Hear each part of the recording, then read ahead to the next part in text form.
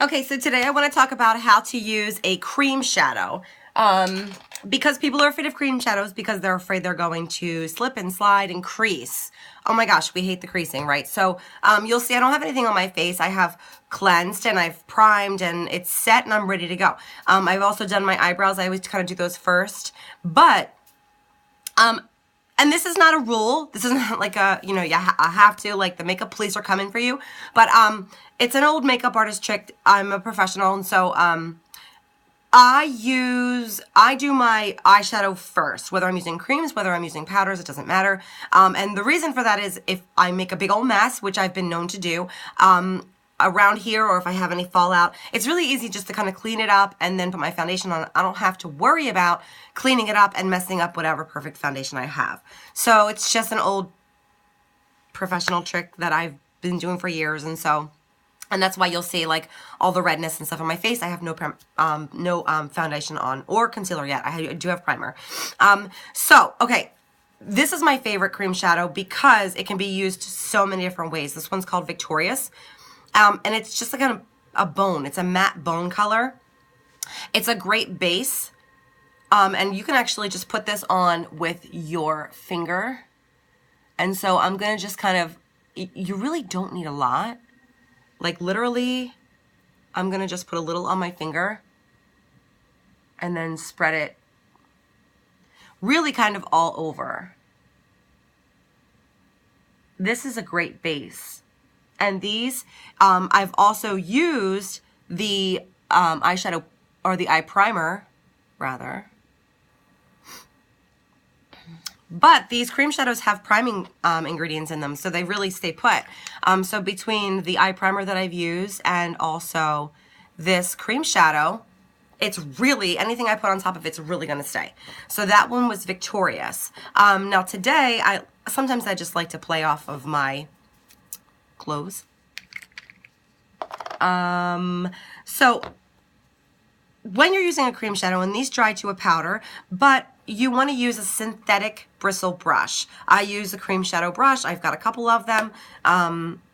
So this one that I'm going to use is called Proud. You can see it's a very, very dark, like almost like a dark espresso kind of brown. And it's also a matte.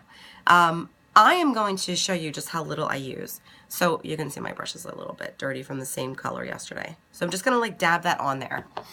And I'm going to just lay this right in my crease.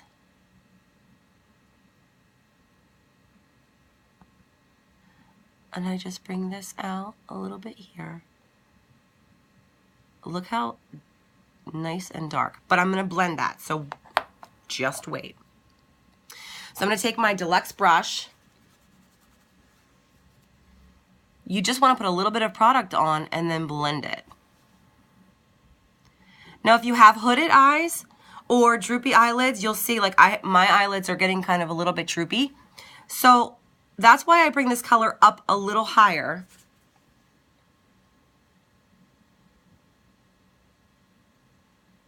Because then this way, my shadow is not going to hide. You know, when I'm looking at people straight ahead, it's not going to just kind of disappear. So you can see it and give yourself that 3D effect.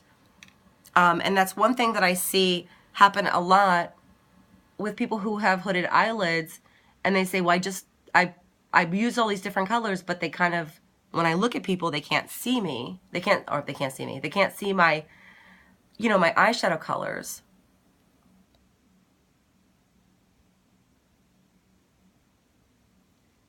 And I kind of have the same problem. And if you're wondering what I'm doing over here, I always have a paper towel so that I can just like wipe my brush off before I use another color. But it's just become a habit.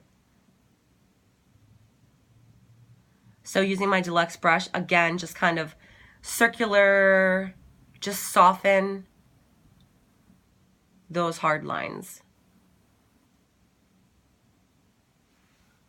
When I'm putting the product on, I kind of stop it right in the middle because I already know that when I go to blend it, it's going to kind of work its way a little bit into the corner of my eye, but I don't want that to be really, really dark. So I just kind of stop it in the middle and then I blend it.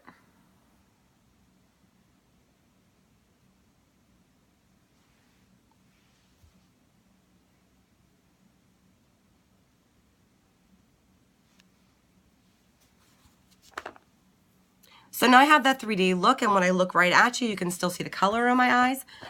The third color that I'm going to use, just because I'm going to play off my shirt a little bit today, is it's called Charming. This one is kind of fun, and it's shimmery and it's kind of bright, but you can see it kind of matches my shirt. It's just fun.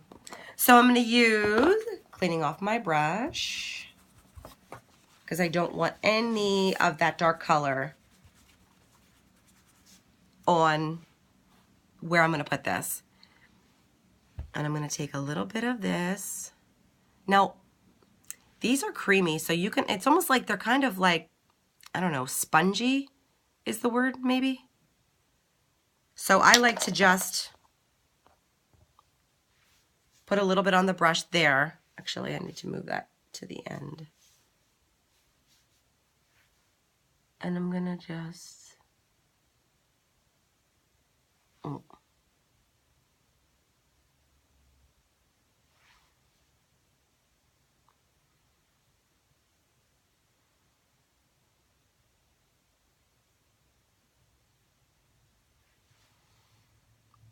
I don't know if you can see that color, so that when you kind of blend it out, I mean, this looks very, very dark, and so some people are like, oh, no, I'm like a little bit afraid of that.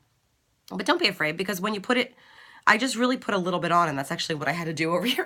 I had put too much on my brush. With these cream shadows, a little bit goes a really long way. And so this color is really pretty. When I put it on, I just have like a little, it's a little hint of that seafoam color or green color. I don't even know what to call it.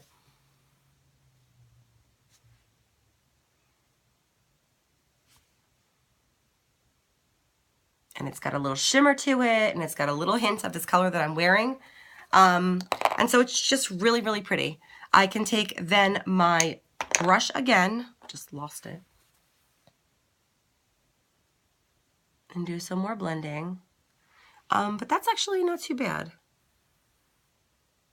So now I just have to use a little bit of eyeliner, put my foundation on, my mascara, and that's how quickly easy it is to do a crease, a 3D, kind of give yourself that definition.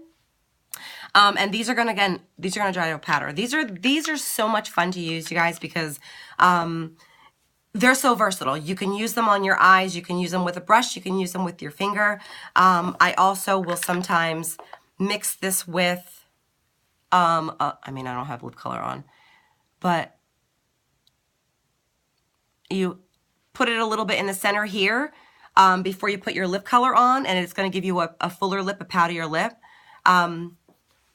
Wipe that off so I don't look completely weird. But that's just how you're going to really kind of create that. And again, these are going to stay all day. They've got priming properties in them. At the very least, you need Victorious to use as an eyeshadow base. That sucker is going to keep your eyeshadow in place all day long. So thanks for watching, and message me with any questions you have. Thanks.